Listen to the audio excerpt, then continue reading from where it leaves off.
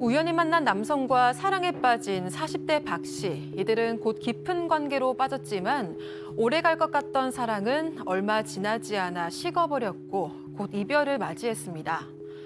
그런데 짧게 만난 사람을 너무 많이 믿어버린 탓이었을까요? 남성과의 짧았던 인연은 악연이 돼서 박 씨의 인생을 송두리째 바꿔놨습니다. 바로 헤어진 후 박 씨가 남성의 아이를 임신한 겁니다. 이 임신 사실이 더 충격적으로 다가온 건 남성은 만남 초부터 줄곧 자신이 불임이라며 본인은 절대 임신을 시킬 수 없기 때문에 피임을 하지 않았기 때문인데요. 심지어 남성의 말과 다르게 박 씨가 임신을 하자 남성은 박 씨를 이상한 여자 취급을 한 뒤 끝내 잠적까지 해버렸다고 합니다. 갑작스러운 전개에 평범했던 일상이 무너진 박 씨. 그녀는 이 상황을 어떻게 해야 할까요? 와, 지금 들으신 이 사연도 우리 사건 마냥 가족께서 직접 제보 메일로 알려주신 내용이었는데 역시 또 이 내용을 제가 먼저 메일을 가장 먼저 개봉을 해봤어요. 진짜 읽으면서 이거를 너무 어처구니가 없는 너무 나쁜 놈, 죄송합니다. 너무 나쁜 거예요, 정말. 예? 이분의 말씀대로라면 자, 그러니까 나는 불임이야. 그래서 사귀었는데 세상이 덜컥. 예? 자, 그러면 먼저 이 두 사람의 만남이 시작부터 좀 따져보죠. 네, 일단 제보자 나이가 40대이고요. 이 상대방도 비슷한 나이대 동년배입니다. 이들은 이 만남이 2년 전으로 거슬러 올라가는데 한 술자리에서 우연히 만나서 이렇게 연인으로 이어지게 됐습니다. 일단 이 남성이 먼저 제보자에게 적극적으로 구애를 했다고 하고요. 이 제보자도 싫지 않았기 때문에 호감을 가지고 남성을 만났다고 합니다. 그렇게 몇 개월 동안 이들은 급속도로 깊은 관계까지 발전이 됐지만 여느 커플처럼 맞지 않는 부분이 커지면서 자연스럽게 이별을 하게 된 상황이었습니다. 자, 이 몇 개월 정도밖에 안 되는 짧은 만남 끝에 헤어졌는데 문제는 헤어지고 나서 덜컥 임신이. 그러니까요. 너무 좀 심각하게 느낄 수밖에 없죠. 예, 여성 헤어졌는데 그리고 남자는 불임이라고 해서 철석같이 믿어서 피임을 안 했는데 헤어지고 나서 어느 날 보니까 막 속도 울렁거리고 밥도 안 먹히고 몸이 이상해지고 그래서 이제 임스테스키기를 해보니까 임신이었어요. 바로 산부인과에 갔죠. 그랬더니 4주다라는 얘기를 들었습니다. 너무너무 지금 놀란 상태인데 40세 여성이 40대 넘어서 임신을 했을 때 굉장히 좀 젊을 때하고는 또 다른 느낌일 수 있죠. 예. 자, 저희가 이제 전해드린 것처럼 이 남자는 분명 나는 불임이야. 나는 뭐 이런저런 사정으로 그게 안 돼라고 이렇게 분명히 얘기를 해서 그런가 보다 했는데 이래 버리니 얼마나 충격이겠죠. 자, 그런데 그걸 그냥 이분은 믿으셨던 거잖아요. 근데 좀 믿을 수밖에 없는 그런 얘기를 이 남성이 했네요. 이 제보자 박 씨 얘기에 따르면 뭐 당연히 본인도 성인이니까 조심을 해야 된다는 걸 알고 있었는데 아니 뭐 신경 쓰지 않았던 게 이게 만난 초부터 계속 나는 뭐 계속 뭐 불임이니까 괜찮아 뭐 이런 얘기를 하는 걸 넘어서서 이 남성이 이혼남이라고 합니다. 이혼남인데 본인이 이혼한 사유가 6년 동안 결혼 생활하면서 아이를 갖기 위해서 온갖 노력을 했지만 안 됐고 임신이 안 돼서 내가 이혼을 당했다. 나는 불임이다. 그러면서 또 이 제보자가 피임하는 것까지 못하게 그렇게 남성이 막았다고 합니다. 그러니까 이게 피임을 하는 걸 막았다라고 하니까 거기서부터 약간 좀 찝찝한 느낌이 좀 오는데, 자, 승 의원님. 네네. 이게 진짜 어쩌면 좋아요. 이 박 씨 입장에서는 진짜 마른 하늘의 날벼락인 거죠. 100% 남성의 말을 철석같이 믿고 있었기 때문에 임신하고 난 다음에도 얼마나 큰 충격이 왔겠습니까? 박 씨가 말하는 직업을 가지고 있었대요. 그런데 이러한 충격 때문에 대상 표진이 오면서 안면이 마비됐는데 지금 수태를 하고 있는 거잖아요. 임신 중이기 때문에 이런 상황에서는 약을 먹을 수도 없고 어떠한 치료를 할 수도 없는 상황이라서 사실상 한 달 정도 고생했다라고 합니다. 제가 이 사연자분의 메일을 받아보고서 지금 뭐 들으신 것처럼 말씀을 하시는 직업을 갖고 계신데 이런 충격 때문에 지금 안면마비, 실어증, 대상포진, 아이를 갖고 있는 입장에서 왕창 이게 막 몰려온 거예요, 지금 상황이. 그래서 저도 참 너무 안타까웠는데, 그러면은 그 남자 한테 가서 야야야야 이 테스트기 보여주면서 병원도 갔다 오셨을 테니까 야 이거 어떻게 할 거야? 라고 따지셔야지 그럼. 네, 근데 이분도 일단 그렇게 가기까지 굉장히 좀 고민을 많이 하셨던 것 같습니다. 왜냐하면 이미 헤어진 후였잖아요. 그래서 이 제보자인 박 씨도 어떻게 할까 혼자 끙끙 앓았다고 합니다. 그래도 이 남성이 아버지인데 아빠인데 임신 사실은 알아야겠다라는 생각이 들어서 그렇죠. 이 털어놓아야 된다라고 생각이 들어서 이 남성에게 임신 사실을 결국 알렸습니다. 예. 그런데 돌아온 답변이 너무 황당했던 겁니다. 임신을 했다고 얘기하니까요, 이 남성이 나는 불임인데 무슨 헛소리냐. 어디 가서 다른 남자 아이 임신해놓고 나한테 책임지라고 하는 거 아니냐. 이렇게 나온 겁니다. 그래도 뭐 짧은 시간이었지만 그래도 한때는 사랑을 했던 사이였고 근데 이제 와서 야 너 어디 뭐 나한테 뒤집어 씌우려고 이딴 소리 하면 어떡합니까 이거. 그러니까요. 이거는 진짜 설사 본인이 나는 불임이라 임신 불가능한데? 라고 진짜 그렇게 의구심이 들어도 본인 아이가 맞는지 확인하는 절차를 최소한 당연하죠. 거쳐야 되는 거가 기본이죠. 당연하죠. 근데 여기서 딱 얘기 나오는 게 좀 이상한 여자 취급을 하면서 그 애가 낸 거 어떻게 증명해? 그거 본인이 증명하면 됩니다. 저기 유전자 검사해가지고. 그렇죠. 어렵지 않습니다. 근데 그러면서 이제 약간 이상한 여자 취급하면서 입에 담지 못할 말들을 계속 쏟아내니까 이 제보자 같은 경우는 처음에는 원래 그냥 일단 사실은 알려야 되는 거 아니겠어요? 예. 최소한 아이 아빠라는 사람한테 사실을 알리고 그다음에 뭐 본인이 그냥 키울 생각도 그렇게 계속 하고 있었는데 이제 이렇게 자꾸 이상한 사람 취급하고 본인이 결국 아까 피임도 하지 말라 그래서 그랬던 거 아니겠습니까? 책임은 분명히 있는데 이렇게 계속 이렇게 나오니까 너무 억울한 마음도 들었고 그래서 이 남성에게도 책임을 물어야겠다 이런 생각을 하게 됐다고 합니다. 승현님 어쨌든 뭐 생명을 잉태한 건데 성인이고 둘 다 아이들도 아니고 말이죠.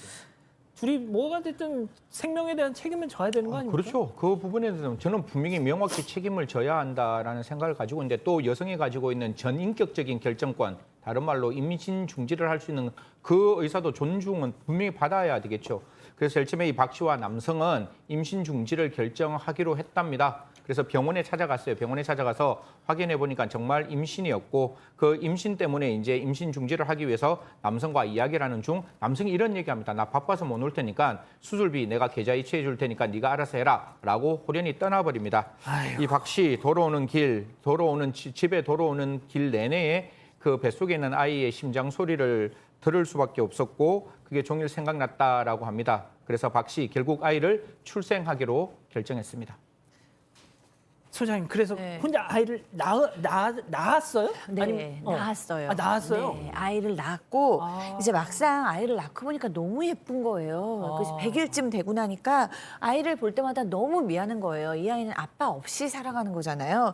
그래서 이제 그래도 나는 이 남자가 싫지만 아이 아빠한테 얘기는 해줘야겠다. 아이가 생겼다고. 그래서 이제 연락을 했어요. 아이를 낳았다. 그랬더니 그때부터 뭐라고 얘기하냐면 무슨 얘기를 하는 거냐. 나는 성불구자인데 네가 나한테 사기치는 거 아니냐. 도리어 내가 피해자다. 너 고소하겠다. 그러면서 또 이상한 말도 해요. 또 그렇게 얘기했다가 네가 낳아놓고 이제 와서 나보러 어쩌라는 거냐. 또 막 이래요. 왔다 갔다 하는데 저는 정말 좀 이해 안 되는 부분이 하나 있어요. 왜냐하면 이렇게 적으로 이렇게 뭐가 문제가 있어가지고 아이를 못 낳았던 그런 난임이 있었던 남성들이 아이를 갖게 됐는데 이렇게까지 아이를 거부하는 경우를 전 본 적이 없거든요. 너무너무 그 아이에 대한 집착이 도리어 생겨요. 내가 정말 갖고 싶었는데도 못 가졌던 아이기 때문에. 그래서 아내가 싫더라도 그 아이에 대해서는 도리어 굉장히 내 아들이라는 것을 강조하는데 이 남자는 기본적으로 이 얘기가 진짜일까? 예. 라는 의심 저는 좀 합니다. 자, 우리 가족 여러분들이 채팅창에 여기까지 딱 야 이제 아이도 낳았으니까 유전자 검사하면 되겠네. 지금 다들 그러세요. 네, 그래서 이 박 씨도요, 남성이 이렇게 뻔뻔하게 나오니까 유전자 검사 해보자, 당신 아이인지 당연하죠. 확인해보자 이렇게 요구를 했습니다. 그런데 이 남성이요, 번호 바꾸고 잠적했습니다. 어쩜 그러니까 이 박 씨는 사실 애초에 양육비 받을 생각도 없었지만요. 남성이 이렇게까지 뻔뻔하게 나오니까 이제는 양육비라도 받아야겠다 싶다는 겁니다. 또 야. 오히려 이 관계 전에 자신이 불임이라고 좀 당당하게 말을 하고 피임을 요구하지 않은 거 이 자체가 사기가 아닌지 여기까지도 의심이 든다고 합니다.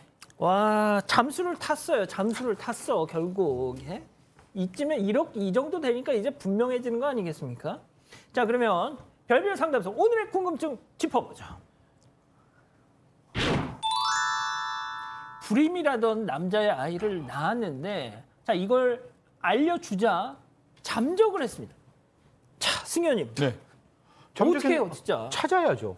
아, 뭐 그렇죠. 예, 찾는데 여기서 중요한 게 이제 아이가 그 남성의 아이인 게 확실하면 두 가지가 있습니다. 이 여성은 그 아이를 키울 때 양육비 청구를 남자에게 할 수 있습니다. 그런데 이게 남자의 아이인지를 확인 안 되면 이 양육비 청구가 어려울 수 있어요. 두 번째, 그 태어나면 핏줄이기 때문에 상속받을 수 있습니다. 이 남자가 나중에 그냥 이거 제 생각이에요. 나중에 어떠한 상황에서 얼마만큼 돈을 벌건 그 돈 번 만큼 이 아이가 상속받아야 하지 않을까요? 그런 점을 생각한다면 인지청구권이라는 게 있습니다. 민법에 인지청구권을 행사하기 위해서 여러 가지 법률적으로 마련되어 있는 규정들이 있으니까요. 그 규정에 따라서 남편에게 인지청구권 하기 위해서 소장 제기하면 그 소장에 따라서 여러 가지 주소라든가 잠적하더라도 찾을 수 있는 방법이 있으니까요. 우리 백성문 변호사님한테 연락을 하시던 주위의 변호사분들에 연락하시면 이 두 가지를 위해서도 반드시 인지청구하시고 그 남편의 아이라는 거 확인받으시고 예. 나중에 양육비와 상속 이런 것들 받으시면 좋겠다는 말씀드리겠습니다. 예, 강미숙님, 이 사람 아무래도 유부남 같다. 그리고 이정자님, 이 얼굴 공개 수배해야 된다. 지금 뭐 별 말씀을 다 하시고 계세요. 그러니까 지금 문제는 지금 말씀하셨던 것처럼 뭔가 의구심이 드는 건 사실이에요. 이 남성이 지금 이 아이를 같이 키울 수 없는 환경, 조금 전에 말했던 것처럼 유부남일 개연성도 배제할 수 없는 거고요. 그건 모르죠, 지금. 그러니까 이럴 때 제일 중요한 건 조금 전에 승 의원님 말씀하셨던 것처럼 이 남자를 찾는 방법을 검토를 해야죠. 지금 전화번호 바꾸고 잠적을 했다고 하는데 일단 기본적인 정보, 기초적인 정보를 가지고 소장을 내고 뭐 주소 보정이나 이런 것들은 여러 가지 방법이 있습니다. 확인할 수 있는 방법이. 예. 그걸 통해서 이 남성을 찾아야죠. 어. 찾아서 아빠가 맞는지 아닌지 확인도 해야 될 거고 예. 그다음에 양육비도 청구를 해야 되는 거고요. 근데 이제 뭐 어떤 분들 이거 가지고 이거 이 정도면 사기죄 아니냐? 근데 사기죄는 안 됩니다. 진짜요? 그러니까 지금 이 제보자 이 박 씨에게 이 남성이 뭐 이런 걸 관련해서 이제 돈을 요구했다. 돈을 받아간 적이 있다. 이러면 이제 형법상 사기가 되죠. 그거는 이제 돈이 플러스가 돼야 이제 형법상 사기가 되는 거고 예전 죄명으로 한번 생각해 볼 수 있는 거 혼인빙자 간음죄 같은 거 생각해 볼 수 있는데 혼인빙자 간음죄는 이제 위헌 판결 받아서 없어졌죠. 그러니까 일단은 현재까지 이 남성을 형사 책임을 물을 방법은 없는 상황인 것 같습니다. 자, 소장님. 네. 소장님 좀 이 사안 관련해서 좀 정리 좀 해주세요. 네, 저는 끝까지 지금 궁금한 게 이 남자가 뭐였을까? 아까 본인은 진짜 자신이 불임이라고 생각을 하고 있는 건지 아니면 아까 얘기하신 것처럼 뭐 유부남 혹은 사기꾼이라서 굉장히 교활하고 뭔가 창의적이라고 얘기해야 되나요? 상상도 잘 못하겠는 방법으로 이 여성을 농락한 건지 좀 궁금하지만 결정적으로 어쨌든 남편으로도 아이 아빠로도 자격은 없는 사람 같아요. 그래서 이 여성이 어쨌든 남편이 없이 아이를 키우는 게 쉽지는 않겠지만 그래도 많은 한부모 가정에 있는 아이들도 건강하게 잘 자라고요. 여성도 아이만 있으면서도 너무나 행복하다라는 분들도 많으세요. 그러니까 좀 힘들긴 하겠지만 이제는 아이랑 같이 행복하게 사시는 생각만 하셔야 될 것 같고요. 어떻게든지 이 사람을 찾아내서 양육비는 꼭 받으셨으면 좋겠다 생각합니다. 또 이 남성이 그런 얘기 하잖아요. 나는 낳지 말라 그랬잖아. 네가 낳았잖아. 근데 무슨 양육비야. 그래도 내야 됩니다. 그래도 내야 그건 된다. 상관없습니다. 찾아서 뜯어내야죠. 그렇죠. 당연하죠. 받아내야죠. 일단 친자 관계가 확인되면 당연히 양육의 의무가 있는 거고요. 그럼요. 그거는 이제 한쪽에서 아이를 양육할 때 당연히 상대방은 양육비를 지급해야 되는 거니까 조금 전에 박소영 말씀하셨던 것처럼 뭐 형법상 죄로 단죄할 수 있는 방법은 제가 보기에 아직까지는 없습니다만 뭐 지금 뭐 예를 들어서 뭐 간통죄가 있는 것도 아니고요. 혼인빙자 간음죄가 있는 것도 아니고 금전적으로 뭔가 이 여성에게 돈을 갈취한 게 아니라면 사기죄도 인정 안 되기 때문에 형사적으로 죄를 물을 수는 없습니다만 이 아이에 대한 책임만큼은 반드시 물어야겠죠. 예, 양육비는 꼭 받아야 된다. 자, 우리 가족 여러분들 반응 좀 소개해 주세요. 네, 일단 스노우님은요. 저러고 낳은 아이가 나중에 크게 잘 되면 내가 네 아빠다 하고 나타날 것 같다라고 말씀하셨고요. 현민맘님은 저 남자 행실을 보니까 빚 안 남기면 다행일 것 같아요라고 하셨고 이영민님 사기꾼이 잠적한 건데 무슨 양육비며 인지청구며 썩은 호박에 이빨도 안 들어갈 소리다라고 말씀을 하셨습니다. 또 반배님은요. 이 남자가 다른 여자한테 또 사기치기 전에 정말 공개 수배해야 합니다. 말씀하셨습니다. 그렇군요. 알겠습니다. 아직 안 끝났습니다. 이거 눌러주세요.